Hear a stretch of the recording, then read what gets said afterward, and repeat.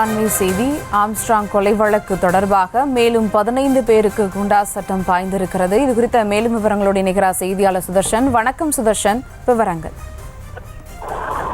வணக்கம். பகுஜன் சமாஜ் கட்சியுடைய மாநில தலைவராக இருந்த ஆம்ஸ்ட்ராங் கடந்த 5/7/2024 அன்று படுகொலை செய்யப்பட்டார்.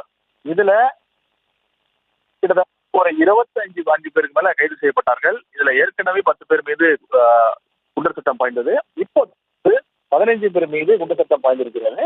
முக்கியமாக ஹரிகரன், மலர்கொடி, சதீஷ்குமார், மற்றொரு ஹரிகரன், அஞ்சலை, பிரதீப், முகிலன், விஜயகுமார், விக்னேஷ், அஸ்வத்தமன், பொற்கொடி, ராஜேஷ், செந்தில்குமார், கோபி ஆகிய 15 பேர் மீது தற்போது இவர்கள் மீது குண்டாஸ் வழக்கு போடப்பட்டிருக்கிறது. இவர்களை குண்டர் சட்டத்தில் அடைப்பதற்கு காவல் ஆணையர் அருண் உத்தரவிட்டிருந்தார். அவருடைய உத்தரவின் பேர்ல தற்போது இவர்கள் 15 பேருமே குண்டர் சட்டத்தில் கைது செய்யப்பட்டிருக்கிறார்கள்.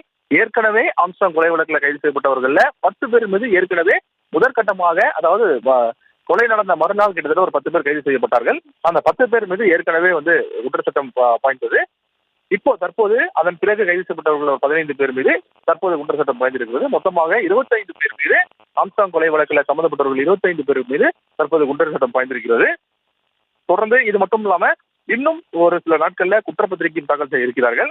அதன் பிறகு இந்த ஆம்ஸ்ட்ராங்குடைய கொலை சம்பந்தமாக இந்த கோர்ட்டுக்கு ட்ரையலுக்கு வர இருக்குது. அதன் பிறகு இந்த வழக்கை நடத்தி சம்பந்தப்பட்ட குற்றவாளிகளுக்கு தண்டனையும் பெற்றுத் தருவோம் அப்படின்னு சொல்லிட்டு காவல் ஆணையர் உத்தரவிட்டிருக்கிறார். அது மட்டும் இல்லாம தகவலாக சொல்லியிருக்கிறார். தொடர்ந்து இவர்கள் 25 பேர் மீதும் தற்போது குண்டர் சட்டம் பாய்ந்திருக்கிறது. இதுல இன்னும் வேற யாராவது கைது செய்யப்படுவார்களா எதிர்பார்க்கப்பட்ட நிலையில வேற யாரும் இதற்கப்புறம் கைது செய்யப்பட மாட்டார்கள். ஆனால் இவர்கள் அனைவரும் மீதும் குற்றப்பத்திரிகை தாக்கல் செய்யப்படும் சொல்லிட்டு ஏற்கனவே பத்திரிகையாளர் சந்திப்புல தெரிவித்திருந்தார் காவல் ஆணையரும். அதன்படி இன்னும் ஒரு சில நாட்கள்ல இவர்கள் அனைவரும் மீதும் குற்றப்பத்திரிகை தாக்கல் செய்யப்படுகிறது. தாக்கல் செய்யப்பட்டு அனைவருக்குமே தண்டனை வாங்கி கொடுக்கப்படும் அப்படின்னு சொல்லிட்டு உத்தரவும் கொடுத்திருக்கிறார். அது மட்டும் இல்லாம சம்பந்தப்பட்டவர்களுடைய சொத்துக்களும் யாரெல்லாம் இந்த இதுல கொலை வழக்குல சம்பந்தப்பட்டிருக்காங்களோ அவர்களுடைய சொத்துக்கள், ஏதாவது பினாமி பேர்ல வாங்கியிருந்த சொத்துக்களோ அப்படி இல்லைன்னா இந்த ரவுடிசம் பண்ணி இந்த வாங்கியிருக்கிற சொத்துக்கள் அனைத்துமே முடக்கப்படும் அப்படின்னு சொல்லிட்டு காவல் ஆணையர் தெரிவித்திருக்கிறார்.